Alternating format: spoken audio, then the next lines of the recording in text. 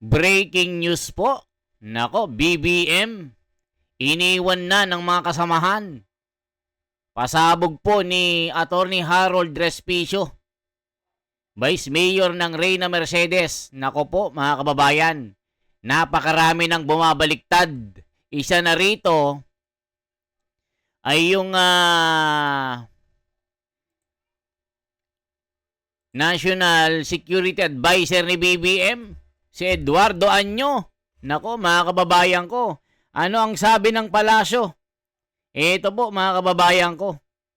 Si Eduardo Anyo kasi mga kababayan ay security advisor, ay naging security advisor ni BBM. Pero mga kababayan, sa kasamaang palad, ito ay bumaba na, iniwan na si BBM, hindi na kaya ang mga kontrobersya. Ayan o, breaking. Eduardo Anyo step down as National Security Advisor. Manila, Philippines, nagbitaw sa pwesto bilang National Security Advisor si Eduardo Anyo matapos tanggapin ni Pangulong Ferdinand Marcos Jr. ang kanyang courtesy resignation. Ayon sa Malacanang, kinumpirma ni Palace Press Officer Claire Castro na nagpasya si Anyo na tuluyan nang magretiro mula sa serbisyo publiko matapos ang ilang dekadang paninilbihan sa gobyerno at sa militar. Si Eduardo Anyo ay isang general, mga kababayan. Ito po mga kababayan, si Anyo ay nagsilbi sa iba't ibang mataas sa posisyon sa Armed Forces of the Philippines at ng gobyerno. Isa po siya sa mga tinuturing na haligi ng pambansang seguridad, mga kababayan ko. Bakit kaya? Anong sign po ito mga kababayan? Bakit si Anyo ay nagbitiw bilang National Security Advisor? Nako mga kababayan ko, isa ba itong masamang pangitain? Tila yung pwersa ni BBM ay unti-unti nang humihina, ang kanyang impluensya ay wala ng lakas. Nako mga kababayan ko, Attorney Harold Respicio, may pasabog dito na ikagugulat nyo.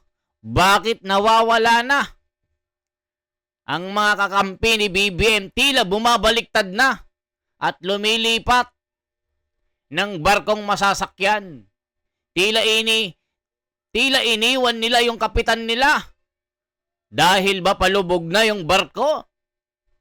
Panoorin po natin ano itong nakakagimbal na ikinataranta ng Malacanang. Ito po, Harold Respicio, may pasabog dito na ikagugulat ng buong mundo. Naku po, grabe ng mga loyalistang tanso, nanginginig na dito. Ito po, panoorin po natin ang nakakakilabot na pasabog na ito. Naniniwala ako na kapag nakikita natin na ang lakas ng movement ay nagiging isa at nagiging malaki, mas tumatapang po ang taong bayan. Tandaan po ninyo, nung umpisa, iilan lamang po ang nagsasalita. As a matter of fact, hindi pa po ako nagsasalita noon dahil natatakot ako dahil ang dami ko ng kaso mula kay Chairman Georgie Garcia doon sa COMELEC, di ba? May kaso rin ako dito sa aming local dahil may sarili rin akong laban sa COMELEC at dito sa aming local government. Pero unti-unti po kaming lumabas. Lumabas si Lian. Lumabas ako. Unang lumabas si Kiko. Tapos marami na rin pong sumunod na mga congressman at mga senator. At marami na rin dyan sa loob na nagbubulong-bulungan at sinasabi na rin nila ang suporta nila para kay VP Sara Duterte. At alam namin na marami talaga sa kanila na handa na bumaliktad. At ang tanging hinihintay lamang nila, tulad ng nang-engganyo sa amin nung kami ay lumabas, ay alam namin na kapag kami ay lumabas, ay malakas ang puwersa na kakampi namin na hindi kami babasta-basta tatapak-tapakan lamang at hindi basta-basta na isang pitik lamang ay mawawala kami or ipapakulong nila kami agad-agad. At yun po ang nangyari sa amin. Nagsuportahan kami nila Kong Lian, nila Kong Kiko, ako, sila Mayor Baste. Lahat po ng mga organisasyon. Kami pong mga personalities, hindi naman po kami magkakakilala eh. Kung baga mga lone wolf kaming lahat, kanya-kanya kaming lakad lahat. Pero ang nag-unify lang naman sa amin ay ang aming interes na itigil na ang pagnanakaw sa ating bansa at pabayaan nilang tumakbong presidente si VP Sara Duterte. Nako, mga kababayan ko, isa na bang hudyat? Isa na bang pangitain ito ng barko ni BBM ay babagsak na? Iba yung pagkakasay, babagsak na! Babagsak na! Nako, unti-unti nang bumabaliktad ang ilan at lumilipat kay Sara. Dahil napag-isip-isip nila, napagtanto nila, na tila wala sila sa katwiran at gusto nilang magbago para tahakin ng magandang direksyon. Kasi nga naman, tignan nyo, nung nakaraan paisa-isa lang yung mga sumasabog na lumalaban. Yan, sila Kiko Barsaga, yan, kinasuhan. Una pang nawarrant arrest. Kaysa sa mga magnanakaw, ayun. Sabi ni Kiko, sige. Pero pag naging senador ako, ibalik mo lahat ng mga ninakaw mo. Ang lupit ni Kiko, ano? Nawarrant na. Pero pumapalag pa. O yan, lumabas din si Attorney Harold Respicio. Si Harold Respicio, ka-alumni ko yan. Sa Reyna Mercedes Vocational Industrial School. Mga kababayan, isa po itong abogado. Pero ako, frustrated. Naging marketing, naging accounting, naging vlogger. Mga kababayan, so ngayon, grabing pasabog na ito. Unti-unti nang naglalabasan ang mga tunay na makabayan. Bakit? Tila si BBM ay iniiwan na ng kasamahan niya. Nako, isa ba itong masamang pangitain? Isa na ba itong signos? Nako po, na may manghihina na, alaka. Pero dahil kami ay nagsasama-sama, mas malakas kami ngayon na magkakasama at magkakabarkada na kami ngayon at tinatawag na kaming disruptors at wala kayong magagawa kapag kami ay sama-samang aatake sa inyo. Kaya napakaganda yung sinabi ni Mayor Baste kahapon. Minention niya si Kong Lian, yung ginagawa niya ngayon na rally para pababain ang mga presyo doon sa Liwasang Bonifacio at pumunta rin din sila doon sa Batasang Pambansa, hindi po ba? And napakagandang nangyari. Nagtrabaho si BBM, binaban niya yung excise tax. At yung mga hiling din ng mga ibang mga sektor na ipakita yung kalusugan ni BBM, di lumabas tuloy siya para ipakita niya ang kalusugan. Hindi po ba ganun ang essence ng ating demokrasya at kalayaan sa ating bansa? Ayan mga kababayan ko, sabi ni agent ng bayan, nag-resign na pala yung Judas, yung isang naghudas na nagkanulo kay Duterte. Si Judas Iscariote. So umpisahan mo nang magbigti. Nako po mga kababayan, sino kaya yun? Sino kaya ang tinutukoy ni agent ng bayan? Ayan, no? Kakapost lang niya. 20 hours ago. Tinatawag ng Judas. Siguro na konsensya na. Pinagkanulo si Tatay Digong. Kaya yun, nandun sa dahig. Nako, mga kababayan, sino kaya yun? Hulaan nyo. Nag-resign na pala yung isang Judas. Nako po. Mga kababayan ko, yun na ba yung kaka-resign lang? Na kakasabi lang ng palasyo na nag-resign bilang National Security Advisor ni BBM? Bakit kaya nag-resign? Ako po, matinding pasabog ito. Malaya dapat tayong sabihin ang ating reklamo at hindi dapat tayo babalikan ng kaso. Bagkus, dapat tuparin nila kung ano ang hinihiling natin. Ganon dapat. Continuous dapat kayong magtrabaho para hindi naman kami reklamo ng reklamo. Ganon po. Kaya nung binanggit niya lahat ng initiatives ni Congressman Leon Libiste na napakaganda at binanggit niya rin ang aking pangalan at pangalan ni Kiko Barsaga at sinabi niyang kaming lahat ay sama-samang mga baliw. Well, kami ay mga baliw lahat dahil sa organisasyon, dahil sa ganitong gobyerno na puro pagnanakaw na lamang ang ginagawa, ang mga taong maingay at gustong tumigil kung ano ang status quo ay hindi mo maiiwasan na bibigyan ng label na baliw. Kung yun ang gusto nyong ibigay na label sa amin, pues magiging baliw kami at hindi kami titigil hanggat hindi mahihinto ang korupsyon sa ating bansa at Ayan, mga kababayan ko. Sabi nga nila, ito the worst case scenario. Kung sakali si Sara ay ma-impeach, wag naman sana. Meron agad kapalit si Basti Duterte. Handang i-occupy yung posisyon ni Sara bilang Pangulo ng Pilipinas. Nako, paano yan, Trillanes? Paano yan, Dilima? May batang Duterte pa. Grabe ito, mga kababayan ko.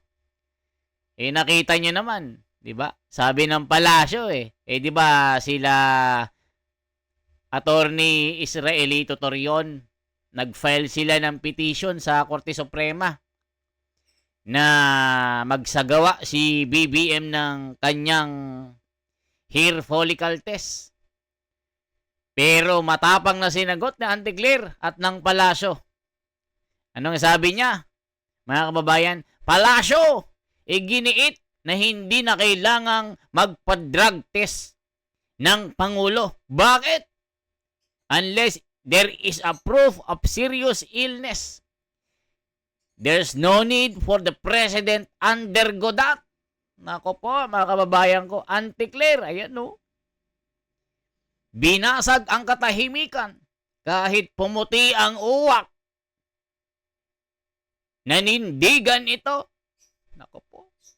Palasyo tinututulan ng petisyon para sa drug test at medical bulletin ni Marcos Jr.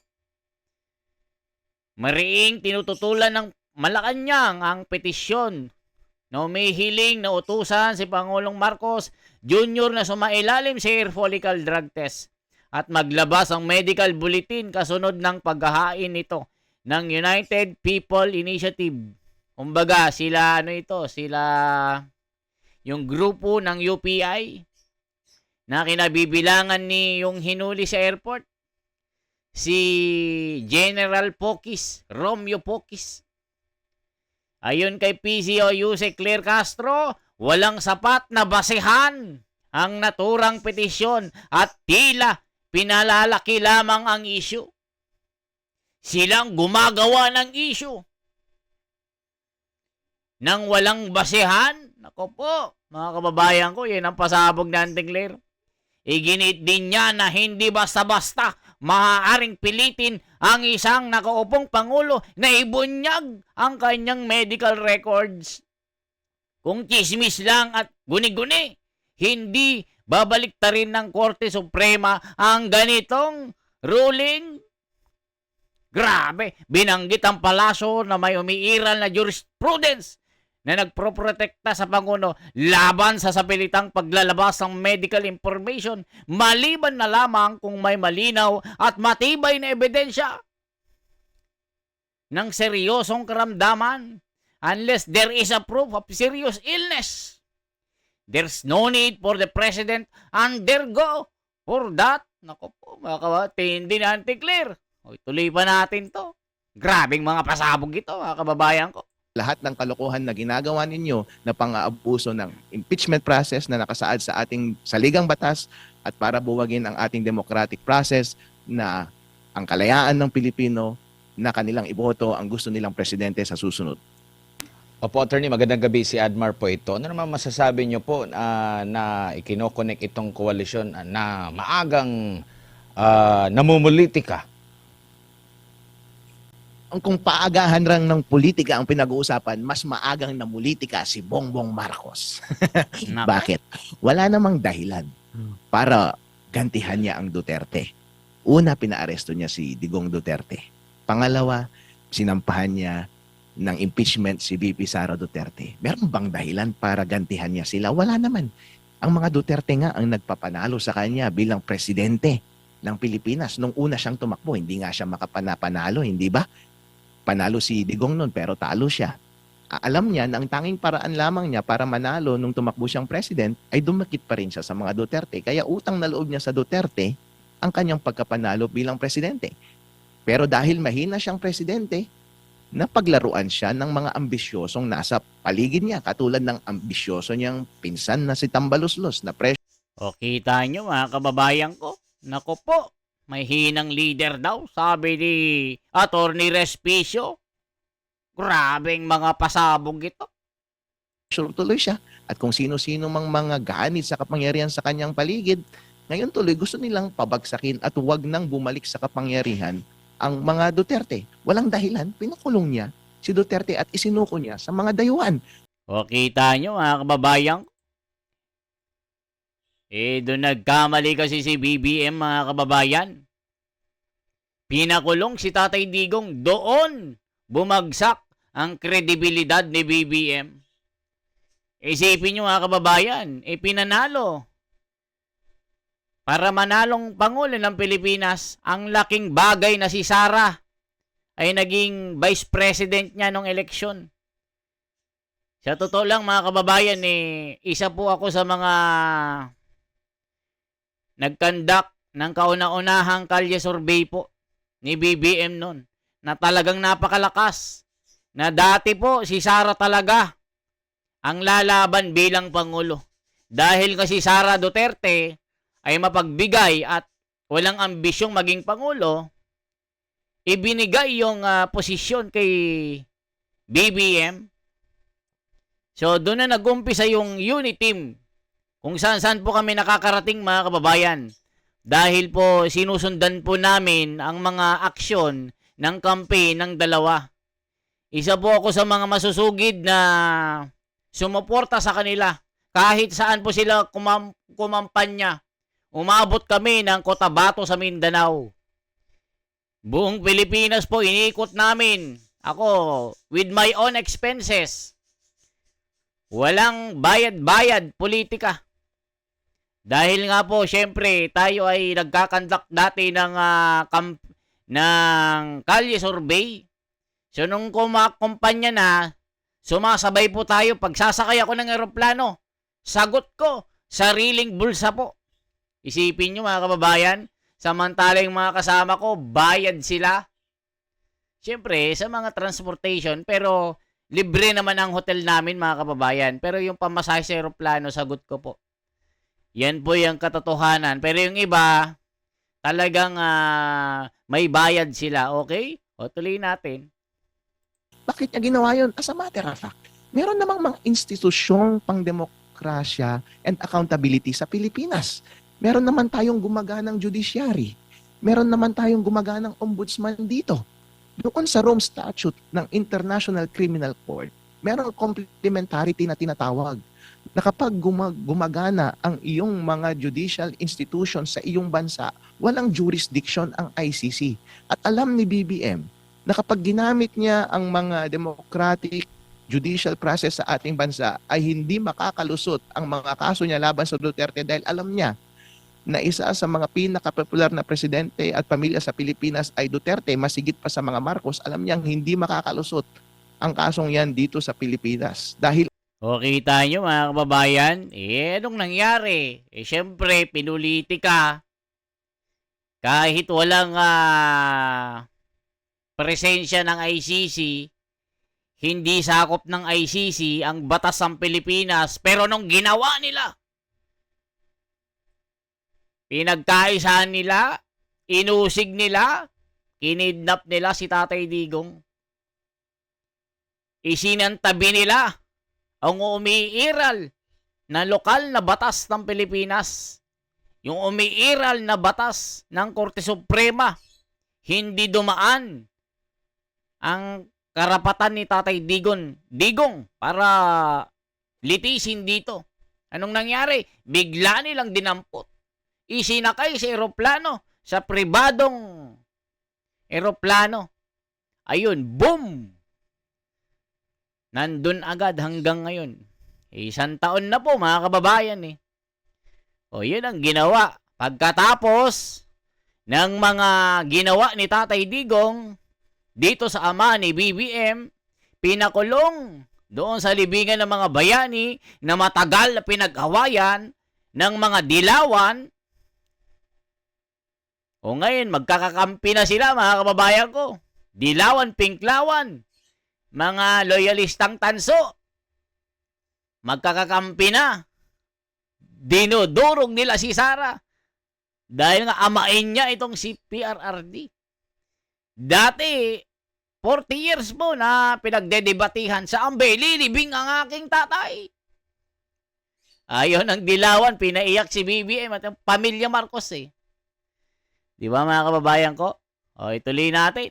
Ito pa po. Ganun po ang kwento. Ang gusto ng Pilipino ay hindi siguro sila panagutin. Kaya ang ginawa niya, violate niya yung general principle ng complementarity sa international law na nakasaad sa Rome Statute at isinuko niya si Digong doon sa ICC at violate niya mismo yung due process clauses ng ating konstitusyon na nagagaranti ng right to liberty sa ating mga citizens kasama na si Digong. Ayan mga kababayan ko. Ano naman ang sinasabi ng taong bayan? Attorney, wala tayong dapat ikabahala basta nasa tamang landas. Sumusuporta po kami. Lahat ng mga taong bayan itigil ang korupsyon. Sabi ni Spark Hunter. Support lang kami sa iyo, attorney. Kung ano, mapagpasyahan nyo, karamay nyo kami. At si The Wonders, salamat sa iyo. Wow. Kaysa namin kayo, mabuhay. Go, go, go. Go, go, go. Fight para masaya tayo. Tama ka, Atty. Respicio. Proud ako sa iyo. Double thumbs up kay Atty. Respicio. Thank you sa inyong lumalaban sa katiwalian. Ayan po mga kababayan ko. Anong masasabi nyo dito sa pasabog na ito? Unti-unti nang iniiwan. Marami na ang bumaliktad. Handa nang bumaliktad.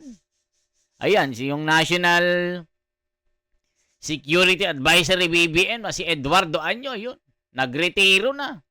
Hindi ginaya ang mga nangyayari sa bansa. Di ba?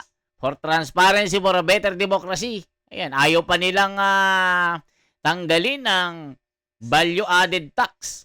Especially sa gasolina. Dahil malulugi daw ang gobyerno.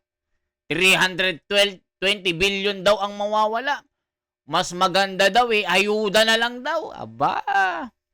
Kasi pag tinanggal nyo yan, lahat makikinabang. Pag wala ng tax, bababa ang presyo ng mga bilihin at itong krudo na pinagsasamantalahan ngayon ng mga politiko na nasa gobyerno at mga negosyante na mapagsamantala. Yan ay sinasabi ni Marcoleta. Okay po, tapos ang iniisip nyo, impeachment. Nasaan ang hustisya ng sambayanang Pilipino? Isip nyo lang. Sarili nyong interes ang pinapairal nyo. Sarili nyong kagustuhan ang pinaka-interest nyo. Pero sa taong bayan, belat kami. Basta magkapera kayo, okay lang. Tignan yung nangyayari, impeachment dito, impeachment doon. Yan, iyak-iyak pa si Madriaga, naging FAMAS Award, instant hero daw ng bayan. Dahil lumalaban daw sa corruption. Anong klaseng isip yan, mga tansong loyalista? Gawin nyo ng santo kaya. Mga kababayan, ginagawa nilang santo si Madriaga. Okay po. I-like, i-share po ang video ito. Mabuhay. Ako si The Wonders Philippines. Magandang araw sa inyong lahat. Mabuhay po.